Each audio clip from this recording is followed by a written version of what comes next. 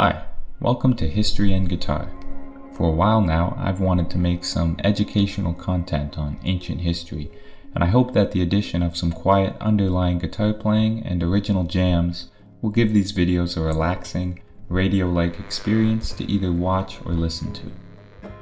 These videos are intended for a wide audience, so I will do my best to quickly explain or catch up those who don't have a prior education on certain topics. So in this video, I will be talking about the life of Nabonidus. Nabonidus was the last king of the Neo-Babylonian Empire.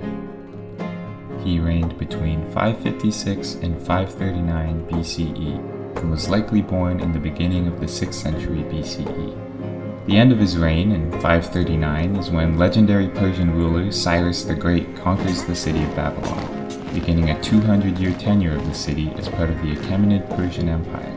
Nabonidus' placement in such a pivotal point in written history makes him a fascinating figure. First, I'd like to give a brief crash course on the city of Babylon and the empires that occupied it until the time of Nabonidus. So the Neo-Babylonian Empire is named as such because it was centered in the city of Babylon. The Neo means that there was an older Babylonian Empire. The distinction in history books is to show a discontinuation between the two empires. The First Babylonian Empire ruled the city and its surroundings from 1894 till about 1595 BCE. The Neo-Babylonian Empire's rule is written from 626 to 539 BCE. The near 1,000-year gap between these two periods marked the time of non-native rule of the city, first from the Hittites, who were native to modern-day Turkey, then the Assyrians, who were native to what is today northern Iraq. Babylon is further south in Iraq, seated next to the famous Euphrates River. It is only within the two Babylonian periods that the city was ruled by kings somewhat native to this region. The city's nature to change ruling hands while still maintaining some cultural continuity in name and foundations implies that the city was of great importance. In the time of the First Babylonian Empire, the city had defined itself as a center of culture and learning, where astronomers accurately recorded the movements of the stars, and artists and architects created fantastical monuments and works to the gods. Due to its cosmopolitan nature, the city not only brought minds from many parts of the Near East, but also their differing religious beliefs as well. Babylon may be one of the first examples in recorded history of a city creating a truly multicultural environment, where rulers had to find unique and new ways to appease the varying wants and needs of its many different citizens. In the time of the Neo-Babylonian Empire, rulers like Nabonidus had to navigate a complex polytheistic religious and political environment. They had to show respect to the varying religious figures of different city districts while still maintaining order and subordination from the people. Rulers needed to participate in many different religious ceremonies to different gods at different temples. Most importantly, they needed to create, through some cultural narrative, a level of closeness to each god that validated the position of the Babylonian king or queen. However, that doesn't mean that rulers didn't have preferences in their own beliefs. Nabonidus' mother, Atagope, was a priestess to the moon god Sin, and instilled in Nabonidus a love and preference for the moon god above any other, including the most dominant and beloved god of the city, Marduk.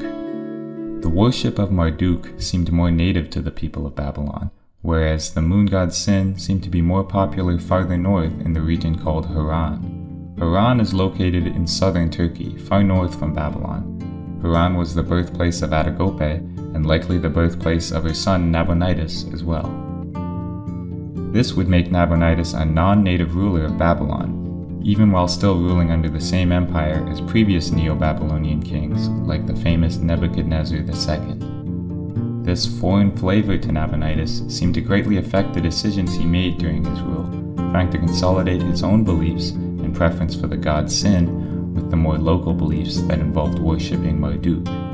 Sometime during his reign, Nabonidus left Babylon for the oasis town known as Tama, found in modern-day Saudi Arabia. Tama is just over 1,000 kilometers southwest of Babylon, a trip that would have taken weeks on foot or camel, and through harsh desert conditions. It isn't certain why Nabonidus left or why he chose to go to Tama. Some believe he was exiled there by the high priests of Marduk due to religious differences, while others believe he may have been ill and chose to go there for his health. One of the more intriguing possibilities is that Nabonidus left to conduct an archaeological dig at Tema. If this were the case, this may be the first known archaeological dig in history. So what would Nabonidus hope to find in a place so far from Babylon? Perhaps the religious atmosphere of the city motivated Nabonidus, hoping to find some ancient relic that he could use to bolster the narrative that he was the divinely chosen ruler of Babylon. This could be the remedy to the protests of the local Marduk priesthood, who may have seen Nabonidus as an outsider and unfit for the throne. One odd and amusing anecdote that supports this idea involves a strange Babylonian religious ritual. This ritual involved the king kneeling before a statue of Marduk, removing his royal crown and clothes so he were dressed as any ordinary man. Then he was to be slapped by a high priest as hard as they could, so hard that the king should weep. It was said that only if the king wept would Marduk look favorably on his Babylonian subjects. Reasonably so, Nabonidus did not want to get slapped really hard and possibly caused a great strain on the relationship between him and the powerful Babylonian priesthood. As a side note, maybe the reigning high priest at that time was particularly yoked in the arms. You know, the George Foreman of slaps. One slap man. So if Nabonidus could find and draw some ancient connection possibly between the moon god Sin or past ancient rulers of the region, he could finally be recognized as the rightful king of Babylon and not get slapped. The idea that Nabonidus may have been trying to bolster his political status through history and archaeology is also fascinating because there are many parallels to this found later in history and in the present. Aligning your lineage with the legacy of a past civilization is a clever tactic and proves archaeology is a powerful tool for creating narratives. Over time, the legend and romance of a past civilization grows as its real, multifaceted human history dies off into mystery and legend. That mystery is rife for making connections, legitimate or otherwise, through archaeology from the output of public information. Dictators like Mussolini and Hitler utilized archaeology and restorative construction projects to bolster their connection and supposed legitimacy of purpose with the ancient history of Europe. This in itself is a wild and interesting subject that I can get into in another video, so this one isn't too long. But for now, let's get back to Nabonidus. Largely what we know about Nabonidus is due to his placement in history next to the significant figure Cyrus the Great. Cyrus the Great is an iconic and legendary figure in Iranian history and was the founder of the first Persian Empire, known as the Achaemenids. The Persians originated further east in modern-day Iran. Cyrus's conquest and accumulation of Near Eastern powers means that Nabonidus' story does not end in glory, at least not for him. It is unclear the final state of Nabonidus, whether he perished at the hands of the Persians or not, but we do know he lost Babylon to Cyrus. Cyrus was known to spare kings whose kingdoms he conquered, so some believe he was sent east to live the rest of his life in a far-off Persian province. The main source of information on the conflict between Cyrus and Nabonidus come from the Nabonidus Chronicle, a cuneiform tablet from a larger series of tablets called the Babylonian Chronicles. The Nabonidus Chronicle records year by year the reign of Nabonidus, the fall of Babylon to Cyrus, and the reign of Cyrus's son Cambyses. While it is considered the most reliable and invaluable source of information on Nabonidus, it is worth mentioning the bias that may exist within it. These tablets may have originally been written by the priests of Marduk, who, as we have already discussed, may have had an inherent bias against Nabonidus. The Cyrus Cylinder, another cuneiform object written by the priesthood, chronicles Cyrus's reception as he first entered Babylon. They depict his arrival as being met with a warm welcome of gratitude and joy, implying that Nabonidus was a cruel, unfit leader who was being replaced by the great Cyrus. Another cuneiform cylinder, likely from the priesthood as well, and known as the Nabonidus cylinder, compares very harshly the virtues and power of Cyrus to the vices and supposed horrors done by Nabonidus.